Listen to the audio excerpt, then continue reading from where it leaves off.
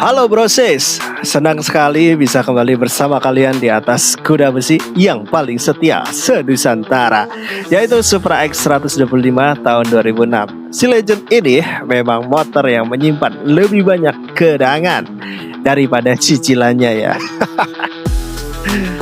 Dan seperti biasa, kita akan ditemani oleh simfoni khasnya yang selalu menghangatkan hati.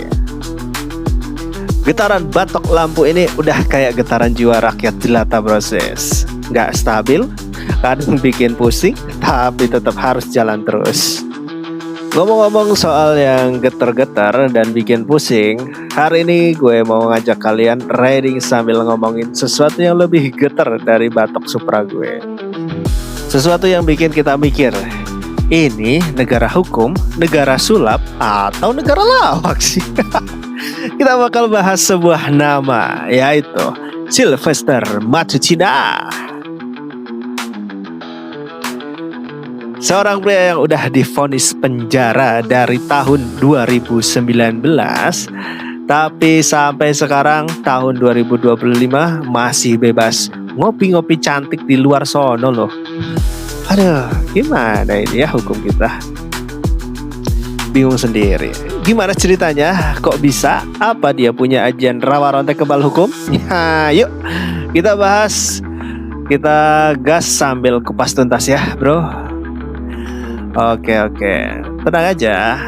Jadi gini Brosis, buat yang belum kenal nih, Sylvester Matutina ini bukan orang sembarangan ya. Dia ini politisi. Terus pernah jadi relawan pendukung Pak Jokowi juga.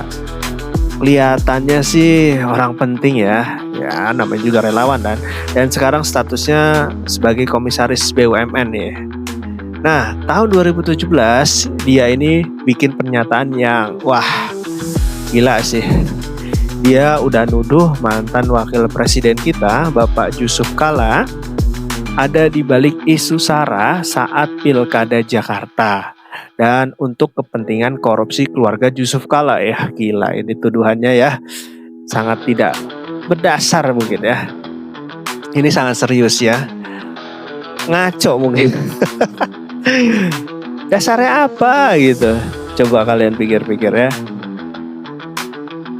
Nah, singkat cerita nih, Pak JK nggak terima dong difitnah kayak gitu aja. Ya iyalah, harga diri dong. Kemudian kasus ini dibawa ke pengadilan. Prosesnya berjalan, saksi didatangkan, bukti-bukti dibeberkan, dan hasilnya kalian sudah pasti tebak kan?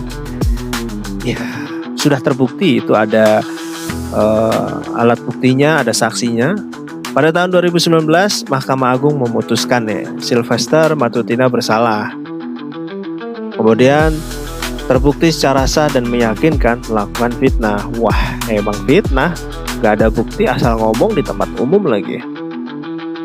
Vonisnya berapa tahun? Ya, 1 tahun 6 bulan penjara.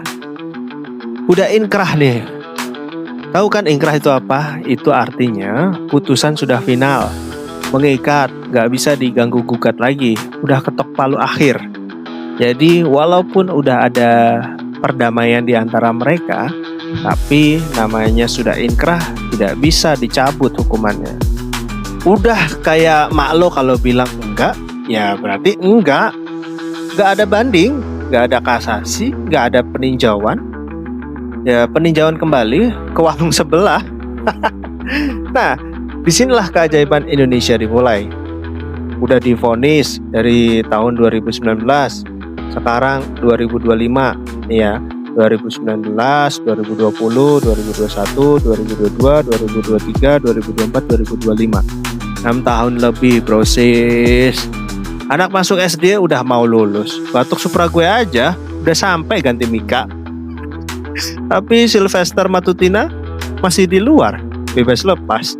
Bener-bener deh ya. Kira-kira nih dia di mana coba? Apalagi liburan ke bulan?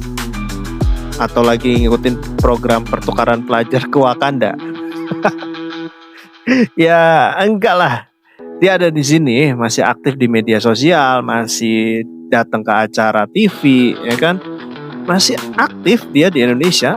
masih sering muncul di TV. Ini kan aneh bin ajaib. Logikanya gini deh, lo pesen nasi goreng via ojol, di aplikasi statusnya pesanan selesai, ya. Abang ojolnya udah ketok palu nih di aplikasi, tapi nasi gorengnya nggak pernah nyampe ke rumah lo. Duit lo udah kepotong, terus lo lihat abang ojolnya lewat depan rumah lo. Tiap hari sambil nyanyi-nyanyi, gimana perasaan lo coba? Hah? Aduh, pusing kan? Ya pusing. Inilah yang terjadi sama kasus ini, ya. Putusannya ada, tapi eksekusinya nggak ada. Jaksa sebagai eksekutornya nih ya kemana gitu loh. Apa surat perintah eksekusinya hilang? Keselip di antara tumpukan surat cinta? Hah?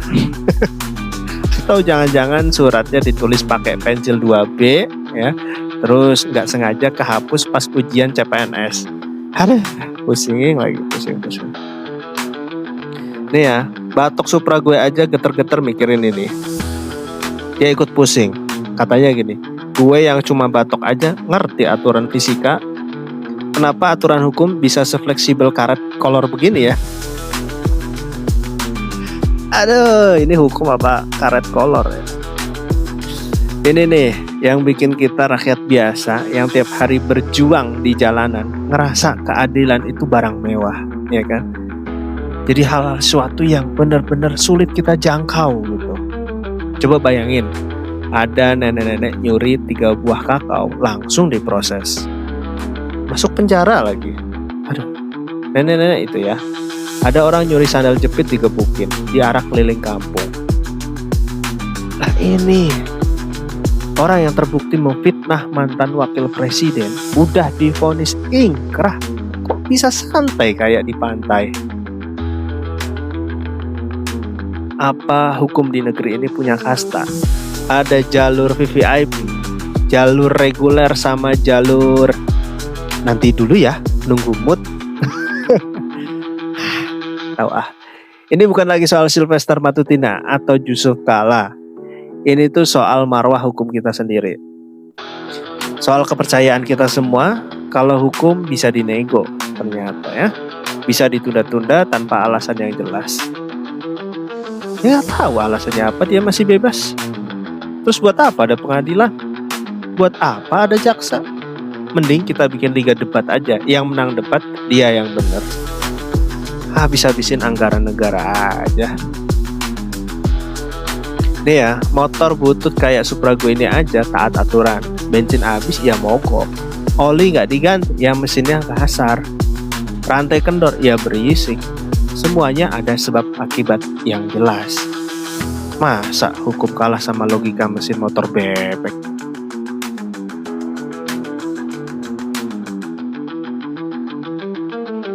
Jadi proses kesimpulannya apa dari perjalanan kita hari ini? Kesimpulannya adalah ada sebuah anomali hukum yang luar biasa di depan mata kita. Seorang terpidana kasus fitnah terhadap pejabat tinggi negara dengan vonis yang sudah final sejak 6 tahun lalu masih melenggang bebas tanpa dieksekusi. Ini adalah sebuah presiden buruk, sebuah lelucon yang sama sekali nggak lucu bagi rasa keadilan kita ya. Ini menunjukkan bahwa tajam ke bawah, tumpul ke atas itu bukan cuma slogan, tapi mungkin sebuah kenyataan yang menyedihkan. Getaran di batok Supra gue ini jadi pengingat bahwa ada sesuatu yang gak beres, ada yang goyang dalam sistem penegakan hukum kita. Dan goyangannya lebih parah dari getaran motor gue di RPM tinggi. Oke proses, mungkin itu dulu unek-unek gue sambil riding hari ini. Gue pengen dengar pendapat kalian nih. Menurut kalian, kenapa bisa begini? Apa yang sebenarnya terjadi? Coba tulis teori konspirasi terliar kalian di kolom komentar. Jangan lupa buat terus dukung channel ini dengan cara like, comment, dan subscribe biar gue makin semangat bikin konten-konten keresahan rakyat seperti ini. Gue mau lanjut jalan dulu nyari tukang urut, kayaknya baut batok gue ada yang kendor gara-gara mikirin kasus ini. Selalu hati-hati di jalan, patuhi rambu lalu lintas, karena buat kita rakyat biasa hukum lalu lintas itu saklek nggak bisa ditawar. Beda cerita mungkin kalau sudahlah. Sampai jumpa di video selanjutnya.